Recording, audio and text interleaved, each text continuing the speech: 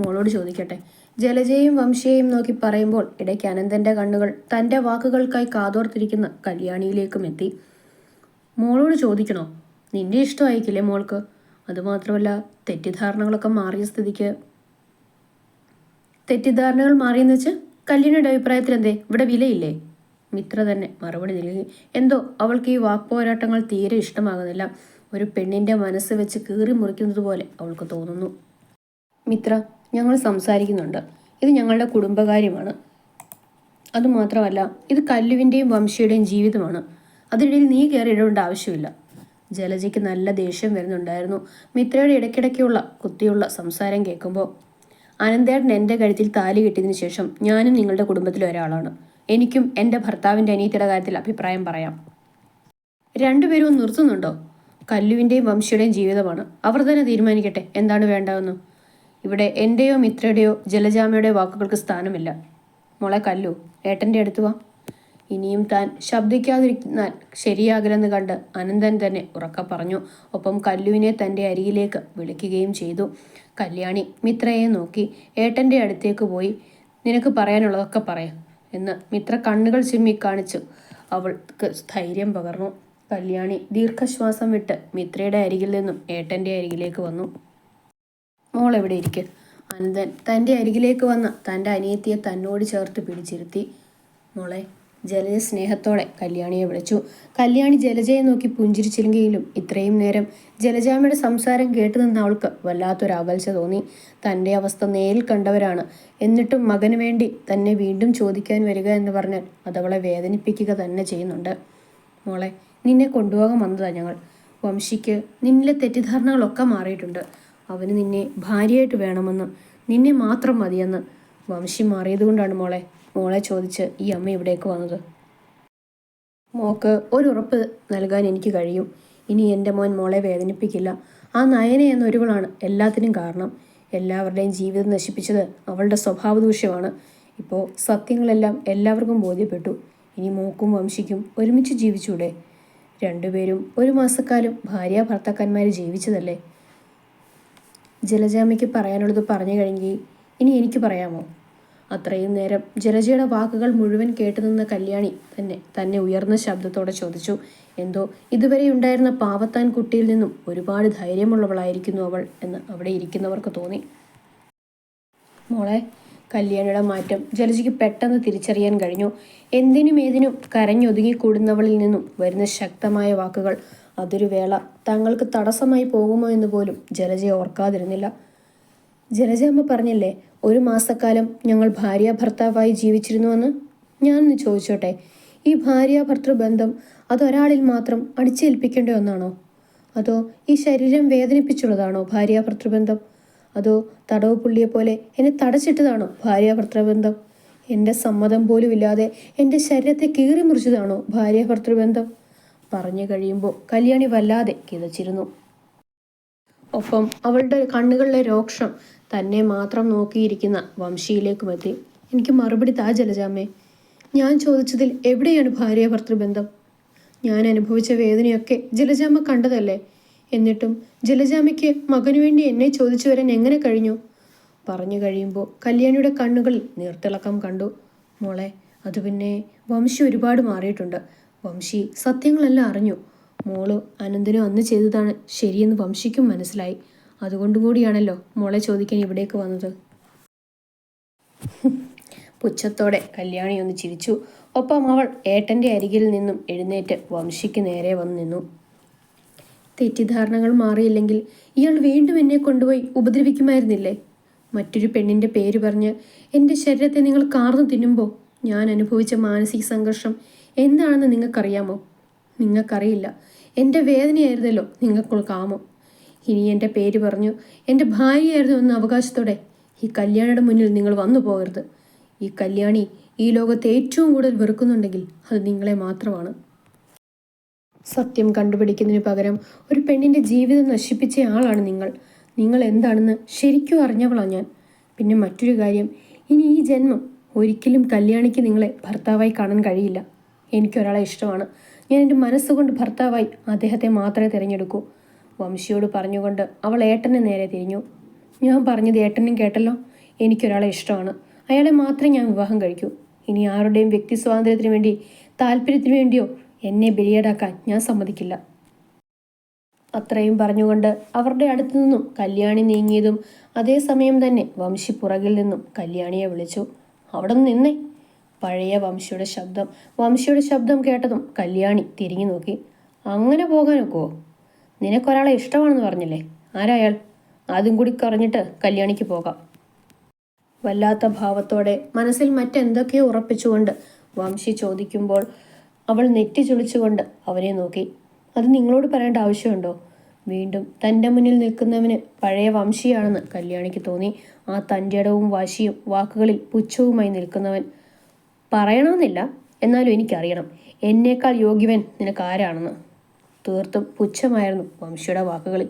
നിങ്ങളെക്കാളെന്നല്ല, ഒരിക്കലും ഞാൻ നിങ്ങളുമായി ആരെയും അളന്നിട്ടില്ല. നിങ്ങൾ എൻ്റെ കഴുത്തിലൊരു താലി കെട്ടി എൻ്റെ സമ്മതം പോലും ഇല്ലാതെ എന്നെ സ്വന്തമാക്കുമ്പോഴും നിർജീവമായ ഒരു അവസ്ഥയിൽ മാത്രം നിങ്ങളുടെ കൂടെ കഴിഞ്ഞവളാണ് ഞാൻ. ഞാൻ എങ്ങനെ നിങ്ങളുമായി താരതമ്യം ചെയ്യും? ഒരു പെണ്ണിനോട് ചെയ്യേണ്ട അത്രയും ദ്രോഹം നിങ്ങൾ എന്നോട് ചെയ്തിട്ടുണ്ട്. അതുകൊണ്ട് തന്നെ നിങ്ങളുമായി ആരെയും അളന്നെടുക്കാൻ എനിക്ക് ആഗ്രഹമില്ല. അപ്പോഴും കല്യാണി ഞാൻ ചോദിച്ചിട്ട് മറുപടി നൽകിയില്ല. അവനാണോ? നിന്റെ സാറാണോ നിന്റെ പുതിയ കാമുകൻ? ഹാസത്തോടെയായിരുന്നു വംശിയുടെ സംസാരം. ഒപ്പം മറ്റെന്തൊക്കെ ഉദ്ദേശം അവൻ്റെ സംസാരത്തിലുണ്ടായിരുന്നു. ഈ കല്യാണി ഇതുവരെ ആരെയും പ്രണയിച്ചിട്ടില്ല. ഒരേ ഒരാളെ മാത്രമേ പ്രണയിച്ചിട്ടുള്ളൂ. അതുകൊണ്ട് പുതിയ കാമുകൻ എന്ന പദം വേണ്ട. നിങ്ങൾ എന്തായാലും പറഞ്ഞല്ലോ. അതെ, എൻ്റെ സാറാണ് എൻ്റെ കാമുകൻ. ഞാൻ വിവാഹം ചെയ്യാൻ പോകുന്നയാൾ. നിങ്ങൾക്കുള്ള ഉത്തരം കിട്ടിയാലോ? ഇനി എന്തെങ്കിലും ഉണ്ടോ? എവിടുന്നൊക്കെയോ കിട്ടിയ ധൈര്യത്തിൽ അവൾ അവന് നേർക്കെ നിന്ന് ചീറി. തനിക്ക് വേണ്ടി താൻ തന്നെ സംസാരിച്ചാലേ മതിയാകൂ എന്നൊരു ഉറപ്പ് ഇപ്പോൾ കല്യാണിയിലുണ്ട്. അപ്പോൾ നീ അവനെ കെട്ടും? ഒരിക്കൽ കൂടി കൂർമ്മതയോടെ കല്യാണിയെ നോക്കിക്കൊണ്ട് വംശി ചോദിച്ചു. അവിടെ ഏട്ടനെയോ മറ്റുള്ള ആരെയും അവൾ ഗൗനിച്ചില്ല. ഇനിയും മറ്റുള്ളവരുടെ വാക്കുകൾക്കായി തൻ്റെ ജീവിതം വിട്ടുകൊടുക്കാൻ കഴിയില്ല എന്ന് ഉറപ്പായിരുന്നു ആ പെണ്ണിൽ. കെട്ടും. കൈകൾ രണ്ടും മാറോട് പിണച്ചു കെട്ടി അവൾ സധൈര്യം ഉറപ്പോടെ പറഞ്ഞു. അപ്പോൾ നീ അവനെ കെട്ടും മുമ്പ് മോളി വീഡിയോ ഒന്ന് നോക്കിയേ.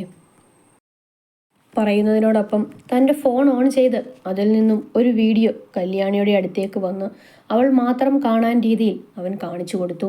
ആ വീഡിയോ കണ്ടതും അത്ര നേരം ധൈര്യത്തോടെ നിന്നവളുടെ ധൈര്യമൊക്കെ പതിയെ ചോർന്നു പോകാൻ തുടങ്ങി. ഒപ്പം അവളുടെ കണ്ണുകളിൽ കണ്ണുനീർ അടിഞ്ഞുകൂടാനും തുടങ്ങി. മതി കണ്ടത്. കല്യാണിയുടെ കണ്ണുകൾ ആ വീഡിയോയിൽ തറഞ്ഞു നിന്നതും വംശി തൻ്റെ ഫോൺ അവളുടെ നേർക്ക് നിന്നും മാറ്റിപ്പിടിച്ചു. ഇനി പറ, നിനക്കാരെ കെട്ടണം? കണ്ണുനീരോടെ നിൽക്കുന്നവളോട് വംശി വിജയച്ചിരിയോടെ ചോദിച്ചു. ഇതേസമയം കല്യാണിയുടെ കണ്ണുനീർ കണ്ടതും എന്താ സംഭവമെന്നറിയാതെ മിത്ര വേഗം അവളുടെ അരികിലേക്ക് വന്നു. അനന്തനും കാര്യമറിയാതെ കല്ലുവിൻ്റെ അടുത്തേക്ക് വന്നു. ജലജയ്ക്കും കാര്യം എന്താണെന്ന് മനസ്സിലായില്ല. അത്രയും നേരം വാക്കുകൾ കൊണ്ട് നേരിട്ടവൾ പെട്ടെന്ന് കണ്ണുനീരിൽ കുതിർന്നത് എന്തുകൊണ്ടായിരിക്കും? മൂവരിലും സംശയം ഉടലെടുത്തു. എന്താ മോളെ, എന്തിനാ കരയുന്നത്? മിത്ര ചോദിക്കേണ്ട താമസം മിത്രയെ ആഞ്ഞു പുണർന്നുകൊണ്ട് കല്യാണി പൊട്ടിക്കരയാൻ തുടങ്ങി. എന്താ മോളെ, എന്തിനാ കരയുന്നത്? വംശി, നീ എന്താ മോക്ക് കാണിച്ചു കൊടുത്തത്? വംശി ഫോൺ കല്യാണിക്ക് നേരെ പിടിക്കുന്നതൊക്കെ മൂവരും ശ്രദ്ധിച്ചിരുന്നു. ഫോണിൽ നോക്കിയതിന് ശേഷമാണ് കല്യാണി കരയാൻ തുടങ്ങിയതെന്ന് അനന്തന് മനസ്സിലായി. അതുകൊണ്ട് തന്നെ കല്യാണിയോട് ചോദിക്കുന്നതിനോടൊപ്പം വംശിയെയും അനന്തൻ നോക്കി ചോദിച്ചു. വംശി, നിന്നോടാ ചോദിക്കുന്നത്. എന്തിനാ എൻ്റെ കുട്ടിയെ വീണ്ടും കരയിപ്പിക്കുന്നത്? അനന്തന് ദേഷ്യം വരാൻ തുടങ്ങി. എന്തെന്നാൽ പരിഹാസത്തോടെ ചിരിക്കുന്ന വംശിയെ കാണുമ്പോൾ അവന് ദേഷ്യം അരിച്ചു കയറുന്നുണ്ട്. അല്പം മുമ്പ് കണ്ട വംശിയല്ല ഇപ്പോൾ തങ്ങളുടെ മുന്നിൽ നിന്നും അനന്തന് മനസ്സിലാകുന്നുണ്ട്. അവൻ്റെ പകയും വാശിയും ഇപ്പോഴും അവനിൽ തന്നെ ഉള്ളതായി അവന് തോന്നി. അത് നിങ്ങളോട് പറയാനോ കാണിച്ചു തരാനോ എന്നെ കൊണ്ടാവില്ല. അത് എൻ്റെയും കല്യാണിയുടെയും സീക്രട്ടാണ്, അല്ലേ കല്യാണി? അനന്തനോട് പറയുന്നതോടൊപ്പം മിത്രയെ ആഞ്ഞു പുണർന്ന് കരയുന്ന കല്യാണിയെയും നോക്കി അവൻ പുച്ഛഭാവത്തിൽ പറഞ്ഞു. എന്താ മോളെ, മിത്രേച്ചോട് പറയാ. വംശിയെ കണ്ണുരുട്ടി നോക്കിക്കൊണ്ട് മിത്ര പതിയെ കല്യാണിയോട് ചോദിച്ചു. അയാൾ എൻ്റെ വീഡിയോ എടുത്തിരിക്കുന്നു. അയാൾ എന്നെ ഉപദ്രവിക്കുന്നതും അയാൾ എന്നെ... ബാക്കി പറയാൻ കല്യാണിക്ക് കഴിഞ്ഞില്ല. അത്ര കേട്ടതും മിത്രയ്ക്ക് കാര്യം മനസ്സിലായി. മോള് വാ. വംശിയെ ദേഷ്യത്തോടെ ഒന്ന് നോക്കിക്കൊണ്ട് കല്യാണിയും കൂട്ടി മിത്ര റൂമിലേക്ക് പോയി. മിത്രയ്ക്കറിയാം ഈ ചെറിയ നിമിഷം കൊണ്ട് കല്യാണി ആകെ തളർന്നിരിക്കുകയാണെന്ന്. അവളെ തകർക്കാൻ വിധത്തിലുള്ള കാഴ്ചയാണ് അവളിപ്പോൾ വംശിയുടെ ഫോണിൽ നിന്നും കണ്ടതെന്ന്. നിനക്ക് നാണമുണ്ടോ സ്വന്തം കിടപ്പറ വീഡിയോസ് എടുത്തു വെക്കാൻ? കല്യാണിയെ റൂമിൽ കൊണ്ട് ചെന്നാക്കി മിത്ര തിരിച്ചു വന്നതും അവൾ വംശിയോട് ഉയർക്ക് കയർത്തു. മിത്രയെ അങ്ങനെ പറഞ്ഞതും ജലജയും അനന്തനും ഞെട്ടലോടെ വംശിയെ നോക്കി. കേട്ടത് വിശ്വസിക്കാൻ പോലും കഴിഞ്ഞില്ല രണ്ടുപേർക്കും. ഞാൻ എടുത്തു വെക്കും, അതെൻ്റെ ഇഷ്ടം. ഇനി പറ, അവളെ എൻ്റെ ഒപ്പം വിടുകയല്ലേ? കൈകൾ രണ്ടും പിണച്ചു കെട്ടി വിജയഭാവത്തോടെ വംശി ചോദിച്ചതും അനന്തൻ അവൻ്റെ നേർക്ക് വന്ന് കൈ ഉയർത്തിയതും ഒരുമിച്ചായിരുന്നു. എനിക്ക് സന്തോഷമായി മോനെ, ഇപ്പോഴെങ്കിലും നിന്റെ മനസ്സിലൊരു പെണ്ണിന് സ്ഥാനം കൊടുത്തല്ലോ. സൗദാമിനിയമ്മ നിറഞ്ഞ പുഞ്ചിരിയാലെ മടിയിൽ തലവെച്ച് കിടക്കുന്ന തൻ്റെ മകൻ്റെ മുടിയിഴകളിൽ തഴുകിക്കൊണ്ട് പറഞ്ഞു. തൊട്ടടുത്ത് തന്നെ വരുണയും ഇരിപ്പുണ്ട്. അവളും നല്ല സന്തോഷത്തിലാണ്. അതും കല്യാണിയെ മനസ്സുകൊണ്ട് ഈ അമ്മ ആഗ്രഹിച്ചതാ. കല്യാണി ഈ വീടിൻ്റെ വിളക്കായി വരണമെന്ന്. നമുക്ക് നാളെ തന്നെ കല്യാണിയെ പോയി ചോദിച്ചാലോ? ആവേശത്തോടെ വരുണ പറഞ്ഞതും സൗദാമിനിയമ്മ വിഘ്നേഷിനെ നോക്കി. മോൻ്റെ അഭിപ്രായം എന്താ? എത്രയും പെട്ടെന്ന് ആ കുട്ടിയെ ഇവിടേക്ക് കൊണ്ടുവന്നാൽ അത്രയും സന്തോഷം അമ്മയ്ക്ക്. പറഞ്ഞുകൊണ്ട് വിഘ്നേഷിൻ്റെ വാക്കുകൾക്കായി സൗദാമിനിയമ്മ കാതോർത്തു. അനന്തൻ്റെ കൈകൾ പതിഞ്ഞ കവിൾത്തടം തൊട്ടുകൊണ്ട് വംശി അനന്തനെ ദേഷ്യത്തോടെ നോക്കി. നിന്നെപ്പോലൊരു ചെറ്റയ്ക്ക് എൻ്റെ അനിയത്തിയെ തരാൻ ഒരു നിമിഷമെങ്കിലും എൻ്റെ മനസ്സ് മാറി ചിന്തിച്ചല്ലോ എന്നോർക്കുമ്പോൾ എനിക്കിപ്പോൾ പുച്ഛം തോന്നുന്നു വംശി. ഞാനിപ്പോൾ അതിനെന്ത് ചെയ്തു? എൻ്റെ ഭാര്യയുടെയും ബെഡ്റൂം വീഡിയോസ് എടുത്തതോ? മറ്റൊരാൾക്ക് ഞാൻ കാണിച്ചു കൊടുത്തിട്ടില്ലല്ലോ. ഞങ്ങളുടെ സ്വകാര്യ നിമിഷങ്ങൾ ഞങ്ങൾക്കുള്ളിൽ തന്നെ നിൽക്കും. നാണമുണ്ടോ നിനക്ക് ഇങ്ങനെയൊക്കെ പറയാൻ? ജലജാമ്മയ്ക്ക് ഇപ്പോൾ ഒന്നും പറയാനില്ലേ മകനെക്കുറിച്ച്? വംശിയോട് പറയുന്നതോടൊപ്പം ജലജയും മിത്ര ദേഷ്യത്തോടെ നോക്കി.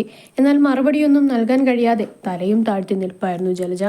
അത്രയും നേരം ഇങ്ങനെയൊരു മകന് വേണ്ടി സംസാരിച്ചല്ലോ എന്നോർക്കുമ്പോൾ തന്നെ ആ സ്ത്രീക്ക് കുറ്റബോധം തോന്നി. എന്തു തീരുമാനിച്ചു? കല്യാണി എനിക്ക് തരികയല്ലേ? വംശി വീറോടെ ചോദിച്ചതും ജലജ അവൻ്റെ അരികിലേക്ക് വന്ന് മറുകവളിലും ആഞ്ഞടിച്ചു. ഇനി അനന്തം നിനക്ക് തരാമെന്ന് പറഞ്ഞാലും കല്ലുമോളെ നിനക്ക് തരാൻ ഈ അമ്മ സമ്മതിക്കില്ല. നിന്നെപ്പോലൊരു വൃത്തികെട്ടവനെ ഭാര്യയായി ജീവിക്കേണ്ടവളല്ല അവൾ. ജലജയുടെ തീരുമാനം കേട്ടതും വംശി പതറിയെങ്കിലും മിത്രയുടെ ചുണ്ടിൽ പുച്ഛത്തോടെയുള്ള ചിരിയായിരുന്നു. ഒപ്പം അവിടെ നിൽക്കുന്നവരെ എല്ലാം ഒന്ന് നോക്കിക്കൊണ്ട് മിത്ര കല്യാണിയുടെ അരികിലേക്ക് വന്നു. കട്ടിലിൽ ചെരിഞ്ഞു കിടന്ന് വിതുമ്പുന്നവളെ കണ്ടതും തൻ്റെ ഫോൺ എടുത്ത് മിത്ര ബാൽക്കണിയിലേക്ക് പോയി. എന്ത് തീരുമാനിച്ചു? ഈ വീഡിയോസ് ലോകം മുഴുവൻ കാണണോ, അല്ലെങ്കിൽ കല്യാണിയെ എൻ്റെ കൂടെ വിടുന്നോ? അത്രയൊക്കെ പറഞ്ഞിട്ടും തല്ലിയിട്ടും യാതൊരു കുലുക്കവുമില്ലാതെ നിൽക്കുന്നവനെ ജലജയും അനന്തനും ദേഷ്യത്തോടെ നോക്കി. എൻ്റെ അനിയത്തിയെ കൊന്നു കളയേണ്ടി വന്നാലും നിന്നെപ്പോലൊരു നീചൻ്റെ കൈകളിലേക്ക് അവളെ ഏൽപ്പിക്കാൻ ഞാൻ അത്ര വിഡ്ഢിയല്ല. വംശിക്ക് പോകാം, നിനക്ക് എന്തു വേണമെങ്കിലും തീരുമാനിക്കാം. നീ അങ്ങനെ പറയുമെന്ന് എനിക്കറിയാൻ എന്താ? നിന്റെ അനിയത്തി ഇല്ലാതായാൽ ആ സ്വത്തുക്കൾ മുഴുവൻ നിന്റെ കയ്യിലെത്തുമല്ലോ. നിന്റെ അമ്മയുടെ ഉദ്ദേശം തന്നെയാണ് നിനക്കൊന്ന് എനിക്കറിയാം. പുന്നാര മോനെ, വായിൽ തോന്നി വിളിച്ചു പറഞ്ഞോണ്ടല്ലോ.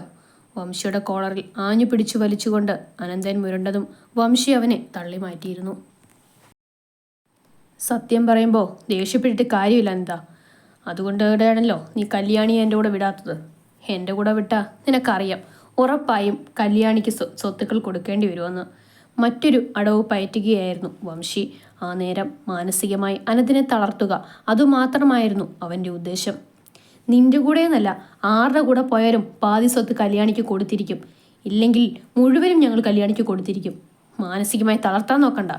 സംസാരം കേട്ട് റൂമിൽ നിന്നും ഇറങ്ങി വന്ന മിത്ര ഉറക്ക പറഞ്ഞതും വംശി അവളെ കണ്ണുരുട്ടി നോക്കി. അനന്തേട്ടൻ പറഞ്ഞതുപോലെ കല്യാണിയെ കൊല്ലേണ്ടി വന്നാലും ഇവൻ്റെ കൂടെ പറഞ്ഞു വിടരുത്. ഈ നെറികെട്ടവൻ്റെ കൂടെ ജീവിക്കുന്നതിനേക്കാൾ നല്ലത് അവൾ മരിക്കുന്നത് തന്നെയാണ്. ഉറച്ച വാക്കോടെ മിത്ര പറഞ്ഞതും അനന്തൻ അവളുടെ കൈകളിൽ മുറുക്കി പിടിച്ചു. നിങ്ങൾ എത്ര നാടകം കളിച്ചാലും കല്യാണിയും കൊണ്ടേ ഞാൻ ഇരുന്നു പോകൂ. വീണ്ടും ഉറപ്പോടെയുള്ള വംശിയുടെ വാക്കുകൾ. അത് നിങ്ങൾ മാത്രം തീരുമാനിച്ചാൽ മതിയോ? അത്രയും നേരം കലഞ്ഞു തളർന്നു കിടന്നവൾ എഴുന്നേറ്റ് വന്ന് ഉറപ്പോടെ ഉറക്ക പറഞ്ഞു. മതി, ഞാൻ തീരുമാനിച്ചാൽ മതി.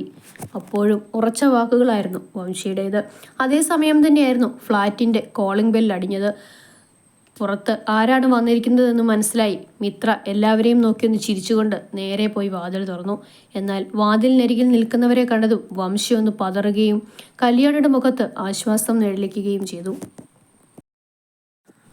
വന്നല്ലോ നിന്റെ മറ്റവൻ. പതറയിടത്തു നിന്നും ഉശിരോടെ വംശി പറഞ്ഞതും വിഘ്നേഷും വരുണയും സൗദാമിനിയമ്മയും വാതിലും കടന്ന് അകത്തേക്ക് കയറി. അതെ, ഞാൻ അവളുടെ മറ്റവൻ തന്നെ. അതിന് നിനക്കെന്തെങ്കിലും കുഴപ്പമുണ്ടോ? ഒരംഗത്തിന് എന്ന പോലെ തന്നെയായിരുന്നു വിഘ്നേഷിന്റെ വരവ്.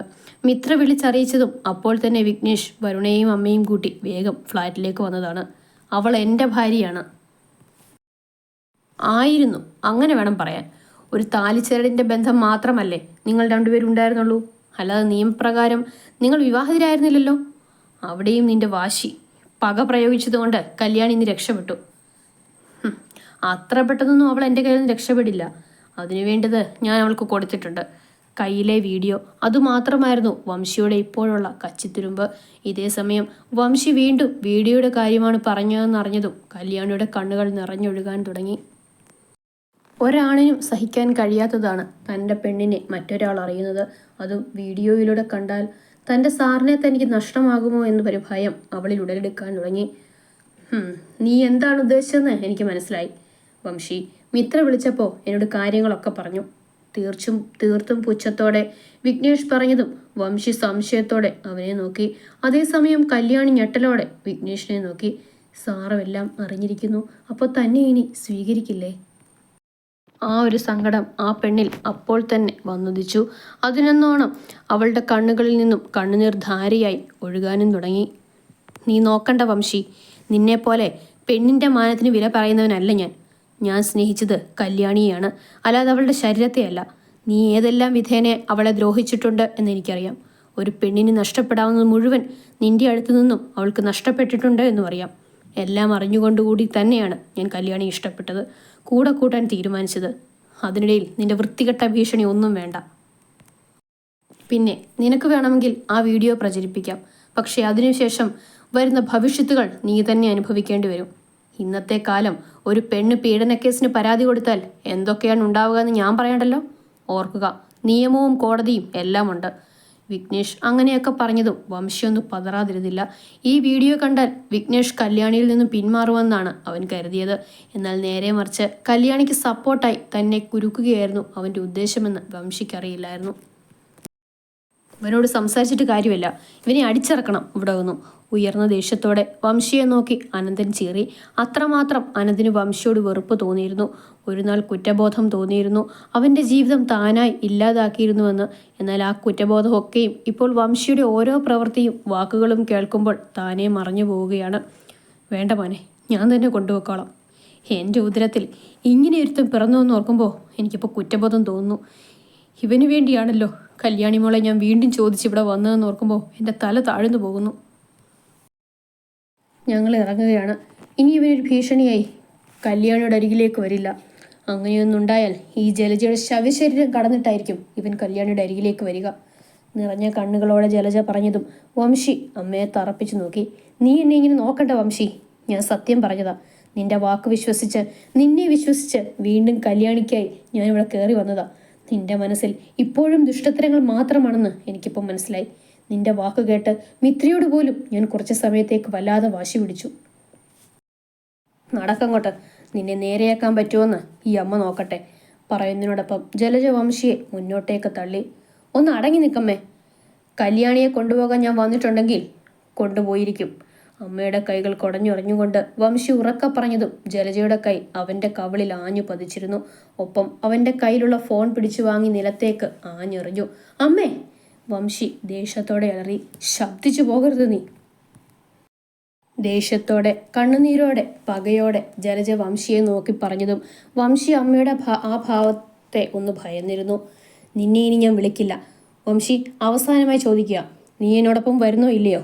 ഒരു കാര്യം കൂടി, നീ വരുന്നില്ലെങ്കിൽ ഈ അമ്മയുടെ ശവം കാണണമെങ്കിലും നീ വന്നിരിക്കണം. എൻ്റെ ശവശരീരത്തിന് വേണ്ട എല്ലാ കർമ്മങ്ങളും നീ ചെയ്തിരിക്കണം. വരുന്നെങ്കിൽ ഇവിടെ വെച്ച് പുതിയൊരു വംശിയായിരിക്കണം എന്നോടൊപ്പം വരേണ്ടത്. എന്തായാലും തീരുമാനിക്കുന്നു, വരുന്നോ ഇല്ലയോ? ഉയർന്ന ശബ്ദത്തോടെ നെഞ്ചുടിപ്പോടെ വല്ലാത്ത ഉറച്ച തീരുമാനത്തോടെ ജലജ പറഞ്ഞു തീർന്നതും ജലജയുടെ കയ്യിൽ വംശി പിടുത്തമിട്ടു. എൻ്റെ കൂടെ വരുന്നുണ്ടോ? തറപ്പിച്ചുള്ള നോട്ടത്തോടെ ജലജ വംശിയെ നോക്കി. അവനൊന്ന് മൂളിയതിനു ശേഷം തൻ്റെ പുറകിൽ നിൽക്കുന്നവരെ എല്ലാം ഒന്ന് നോക്കി ഫ്ലാറ്റിൻ്റെ ഡോറും തുറന്ന് പുറത്തേക്ക് ഒറ്റപ്പോക്കായിരുന്നു. വംശി പോയി കഴിഞ്ഞതും ജലജ കല്യാണിയുടെ അരികിലേക്ക് വന്നു. ഇനി അവൻ്റെ ശല്യം മോക്കുണ്ടാവില്ല. മോളെ ഭയപ്പെടുത്തേണ്ടതൊക്കെ അതിലാണുള്ളത്. അതൊക്കെ ഈ അമ്മ നശിപ്പിച്ചിട്ടുണ്ട്. എന്തെങ്കിലും ഉണ്ടെങ്കിൽ ഈ അമ്മ നശിപ്പിച്ചോളാം. മോക്ക് നല്ലതേ വരൂ. തൻ്റെ കണ്ണുനീർ അമർത്തി തുടച്ച് കല്യാണിയുടെ കയ്യിൽ പിടിച്ചു പറയുമ്പോൾ മറ്റെന്തൊക്കെയോ ഉറപ്പിച്ച തീരുമാനങ്ങളായിരുന്നു ജലജയിൽ. എല്ലാവരെയും നോക്കി വേദനയുള്ളൊരു പുഞ്ചിരി നൽകി ജലജ ഫ്ലാറ്റിൽ നിന്നും വംശിക്ക് പുറകെ ഇറങ്ങി. ഏട്ടോ! കല്യാണി ഓടി വന്ന് അനന്തൻ്റെ നെഞ്ചിലേക്ക് വീണ് പൊട്ടിക്കരഞ്ഞു. ക്ഷമിക്കും മോളെ, ഒരു നിമിഷമെങ്കിലും ഈ ഏട്ടൻ്റെ മനസ്സൊന്ന് ചാഞ്ചാടിപ്പോയി. എൻ്റെ മോളുടെ മനസ്സ് മനസ്സിലാക്കാൻ ഈ ഏട്ടന് കഴിഞ്ഞില്ല. എൻ്റെ മോൾ എന്താണോ ആഗ്രഹിക്കുന്നത് അത് ഏട്ടൻ നടത്തിത്തരും. തൻ്റെ നെഞ്ചിൽ വീണ് പൊട്ടിക്കരയുന്നവളുടെ മുടിയിഴകളിൽ തഴുകിക്കൊണ്ട് അനന്തൻ പറയുന്നതിനോടൊപ്പം തങ്ങളെ മാത്രം ചെറുപുഞ്ചിരിയോടെ നോക്കി നിൽക്കുന്ന വിഘ്നേഷിനെയും നോക്കി അനന്തൻ ഒന്ന് ചിരിച്ചു.